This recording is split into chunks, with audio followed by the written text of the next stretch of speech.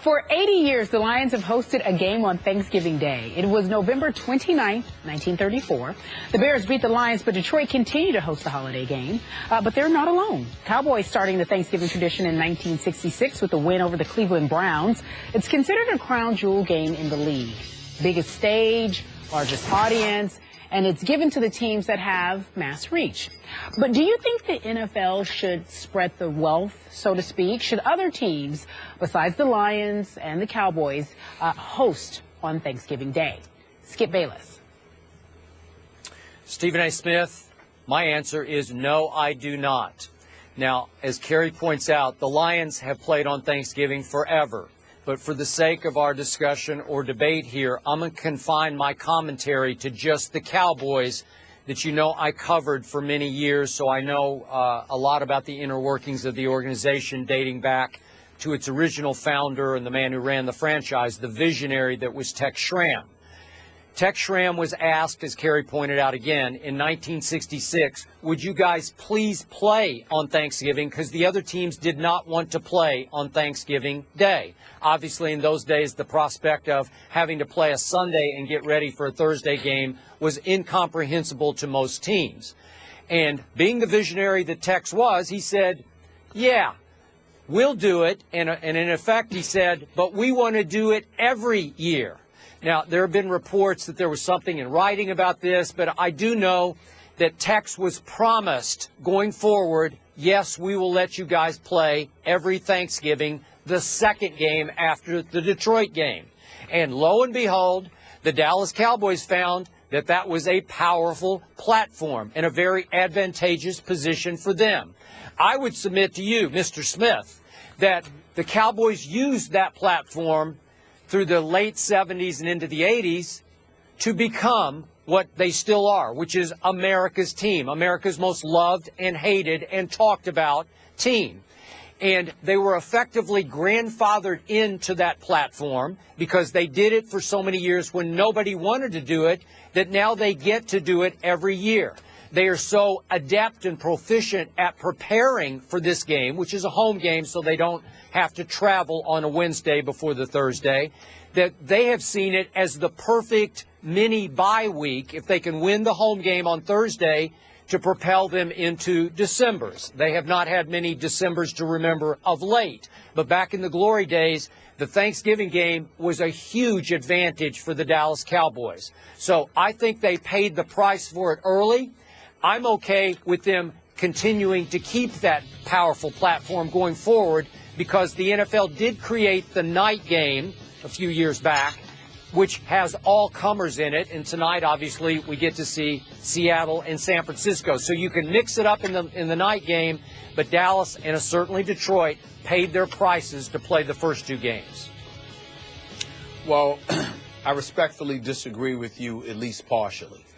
As it pertains to the Dallas Cowboys, despite the fact that I do not consider them America's team because America is the greatest nation in the world, it's not rife with mediocrity like the Dallas Cowboys have been in recent memory. The fact is that the Dallas Cowboys are incredibly loved and incredibly hated and incredibly popular and incredibly wealthy because they're the most profitable franchise in the NFL, if not all of American sports, being worth approximately $2.6 billion, if my memory serves me correctly. So I do understand it because the popularity, because of the cheerleaders, because of the promise made to Tex Schramm, because of his innovativeness in regards to that, because of the Dallas Cowboy cheerleaders and the appeal that they had for so many years. The Dallas Cowboys didn't just rely on football. They truly adopted and embraced unapologetically the entertainment aspect of the sport, which heightened the interest in them, elevated their profile and their cachet. It makes sense to me. So I won't refute your point about the Dallas Cowboys. But somebody is going to have to explain to me why on earth are the Detroit Lions allowed to play every Thanksgiving. I don't get it. I don't understand it. They've had one playoff appearance since 2000, Skip, since 1999 to be exact, when they lost in that wild card game. One playoff appearance, and that was in 2011. They went approximately 11 years, 12 years without a playoff appearance. Last year, Skip, was the first time they won on Thanksgiving in a decade. They were 0-9. Now they are 1-9 in their last 10 games. When you think about the Detroit Lions, I understand that this owner, former radio station owner, George Richards, back in 1934, came up with the idea because only about 15,000 people were showing up to the stadium. And when he decided and convinced folks to support him putting the game on Thanksgiving, 26,000 people showed up. They sold out the stadium at that particular moment in time. And because of that, since they're originators of it all, let's stick with it. You want to give me that? I don't like it. Doesn't move me, but okay. But that would be the only reason to justify the Detroit Lions playing on Thanksgiving Day every Thanksgiving. For me, Skip, to show me the ratings. People are at home watching their football. I have no doubt. But I'm willing to bet dime the dollar, Skip, that if you actually had a way to measure the eyeballs, people might have their TVs turned on a football game, but they ain't watching much of the Detroit Lions. Everybody's going to be watching Cowboys. So I understand that. Okay. I do approve of the late game. I do approve of the late game. I like the NFL adding that late game. And like I said, I approve of the Cowboys.